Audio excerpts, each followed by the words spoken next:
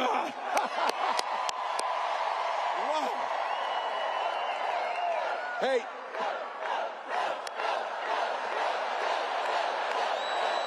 Yeah. Wow. Well, you might have seen a few people showed up in Philadelphia the other night.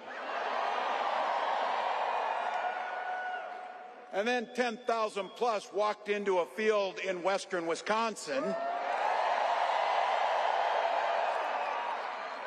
And then on Wednesday, the largest crowd of the campaign showed up in Detroit, Michigan.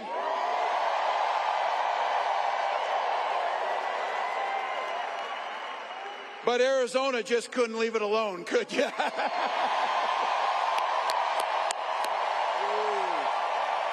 Wow.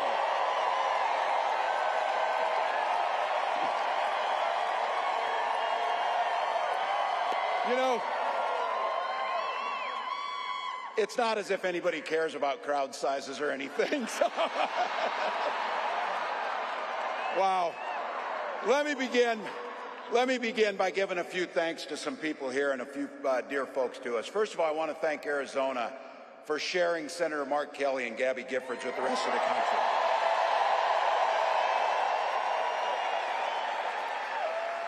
Gabby was a classmate of mine in '06, and they are both national treasures. Thank you, Arizona. Also had the privilege of serving with Congressman Gallego, and I'll have to tell you,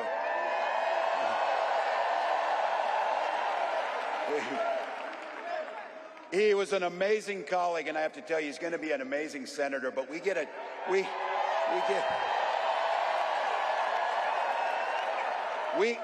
twofer with Reuben because we know who is never going to be a United States senator.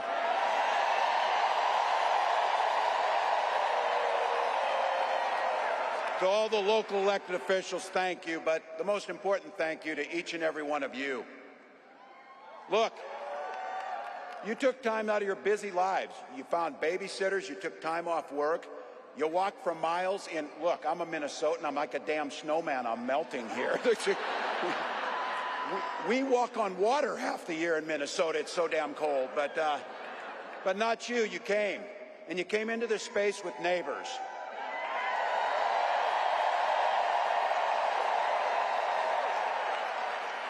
And you came here for one beautiful, simple reason. You love this democracy.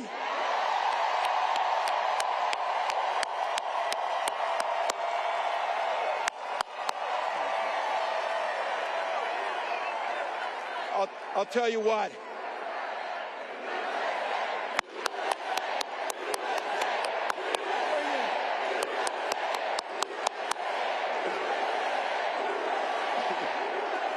Wow, wow, wow. Well, I couldn't be prouder to stand with you, and I couldn't be prouder to be on this ticket.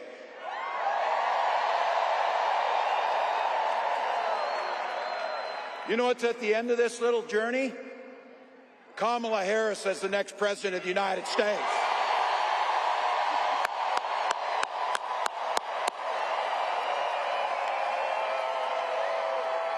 This is a leader who wakes up every day on the side of the American people. She will take on the predators. She will take on the fraudsters. She will take on the transnational gangs, and she will stand up to the corporate interest and put middle America first.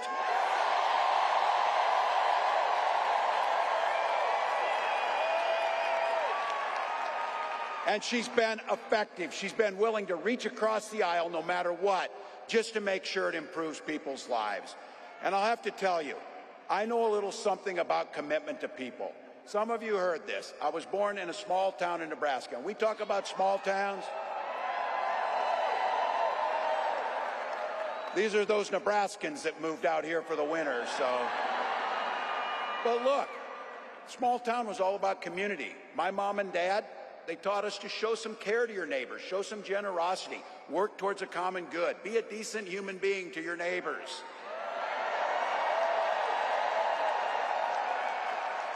My dad, and some of you know him in here, you had him, a chain-smoking Korean War era veteran, cared about his community, but 2 days after I turned 17, he took me down to join the Army National Guard. And for 24 years, I proudly wore that uniform.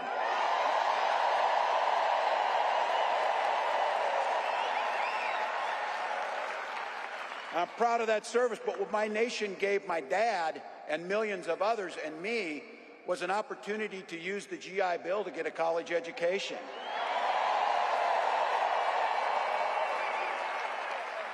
My dad was a teacher. My brothers and sisters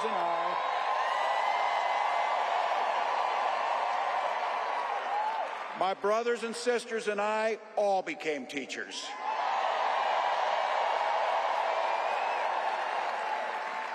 And we married teachers. I had the privilege of teaching high school social studies for 20 years. And you might have heard, coaching a state championship football team.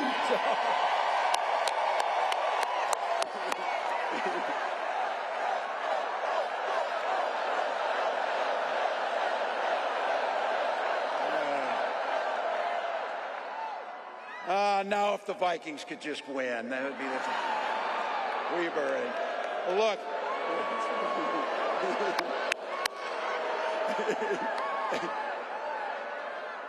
That worked better near Green Bay, I'll tell you. So, look, it was my students. It was my students who encouraged me to run.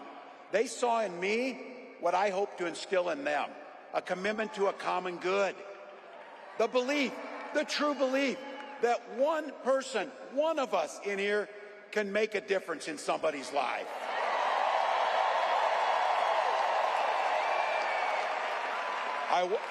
I wasn't very politically savvy because I did not know it when I decided to run for Congress that there had been one other Democrat elected in that district since 1892. But my neighbors believed, and they graced me with an opportunity to serve them in the United States Congress for 12 years.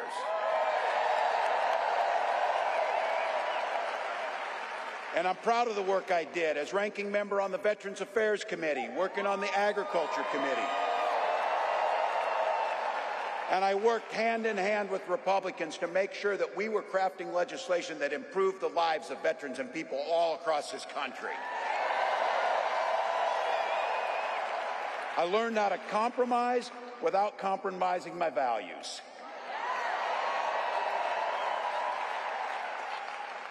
And as governor of the great state of Minnesota, I brought all of those experiences to the challenges facing the state of Minnesota. This idea about a common good, this idea about something bigger than ourselves, this idea of kindness, generosity, and compassion, that this building, which I have been told, by the way, might be the largest political gathering in the history of Arizona.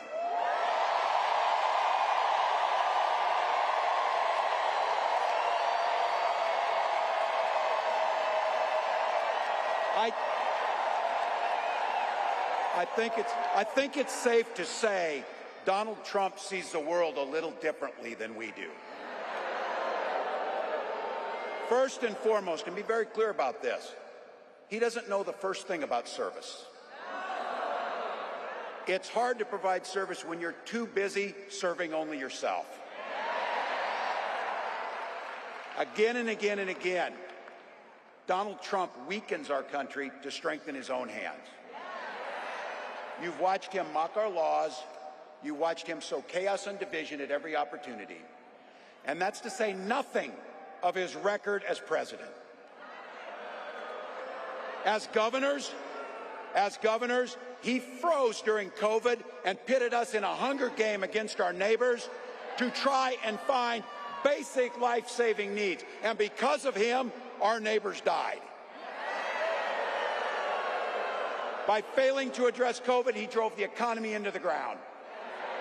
And let's be very clear. The statistics and the facts are clear about this. Violent crime was up under Donald Trump. And we don't even have to count his crimes in that to make it up. So, still.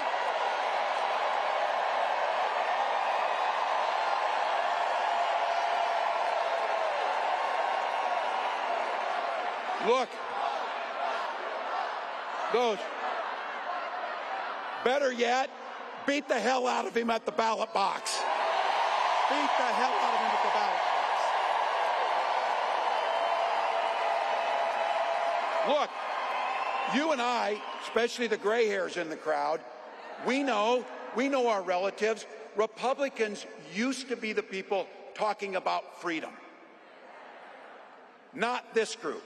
When they talk about freedom, it means that the government should be free to invade your exam room with your doctor.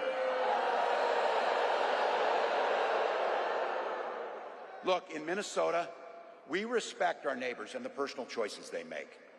We maybe wouldn't make the same choices, but we respect them. And I know in Minnesota and in Arizona and places across this country, you know what makes society work best? Is when you learn a golden rule. Mind your own damn business. Mind your own damn business. You don't need it.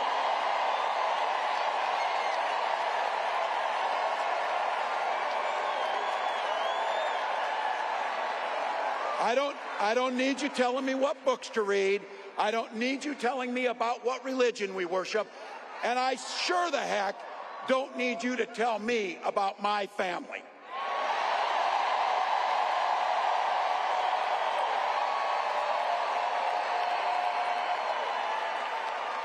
Look, this one's personal for me. This one's personal for me about IVF and reproductive care. When my wife and I, my wife of 30 years, because yes, we share family values, we just make our own damn choices about our family. But when we wanted to have children, we went through years of fertility treatment. And I remember it was like it was yesterday, just waiting for good news. And then the phone would ring and you would be tensed up, and then you would hear that the treatments had failed. It would blot out the sun that you just wanted something so beautiful and so simple to have a child. And then one day, and it wasn't by chance, when that news came and we welcomed our daughter into the world,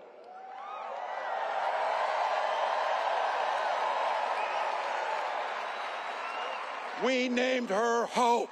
We named her Hope.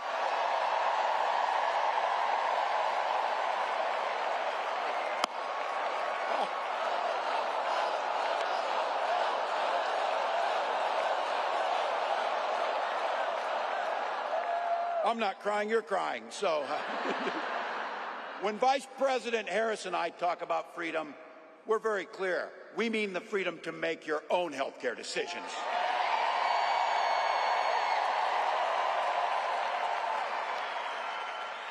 And for all of our children to be free to go to school without worrying they'll be shot dead in their classroom.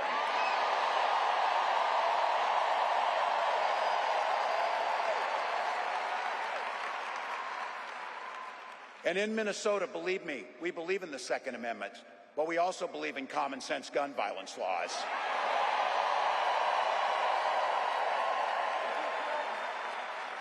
I remind my colleagues when I was in Congress, Ruben could tell this story, for 3 years in a row I was the top gun in the congressional trap shoot, so we can shoot better than them too, just by the way.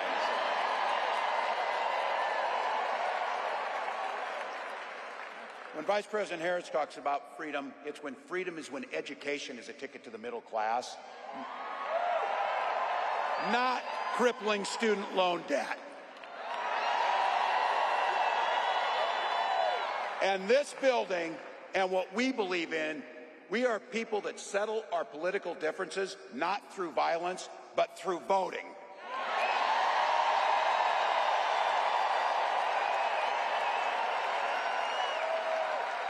It's a simple.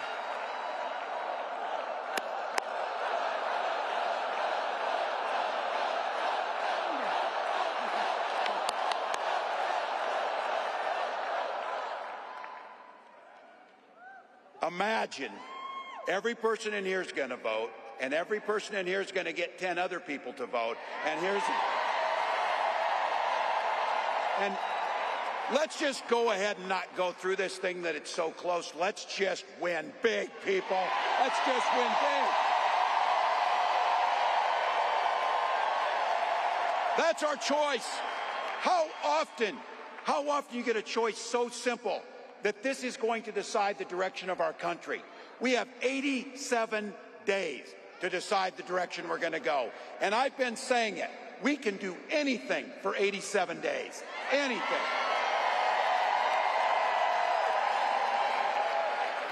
And my mantra is, and look, you can see it on me over the last 5 days, we'll sleep when we're dead. We'll sleep when we're dead. Not now. Not now.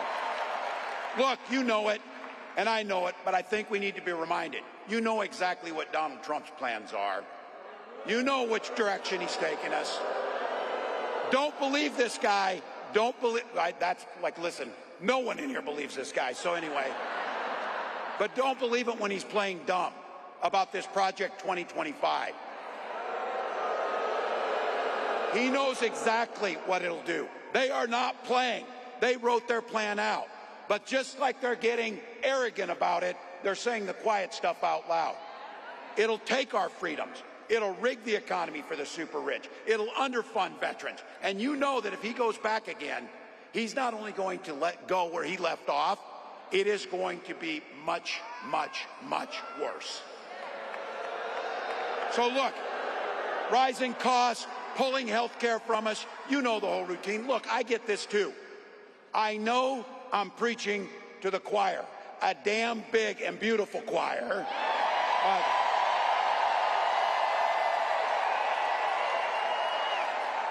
But practice is over, people. The choir needs to sing. The choir needs to sing.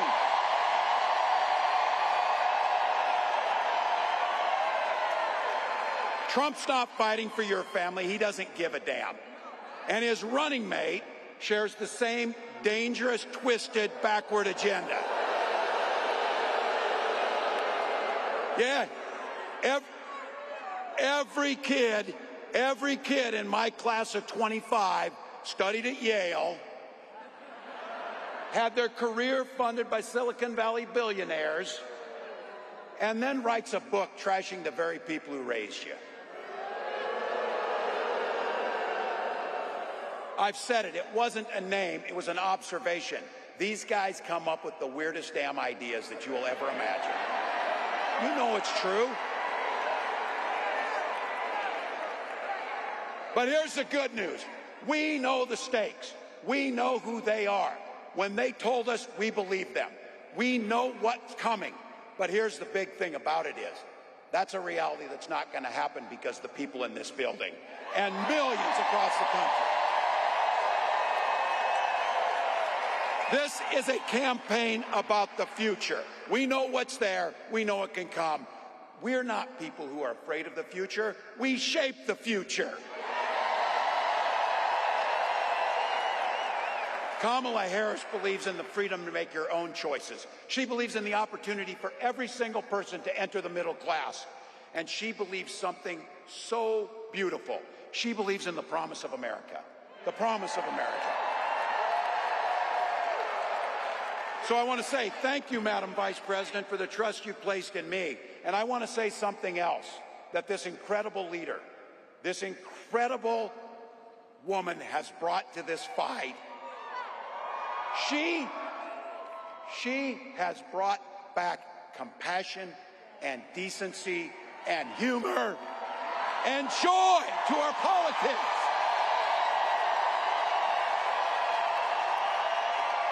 So Arizona, bring that joy with you, bring those smiles, bring that positive future as you join me in welcoming the next President of the United States, Kamala Harris. Freedom, freedom.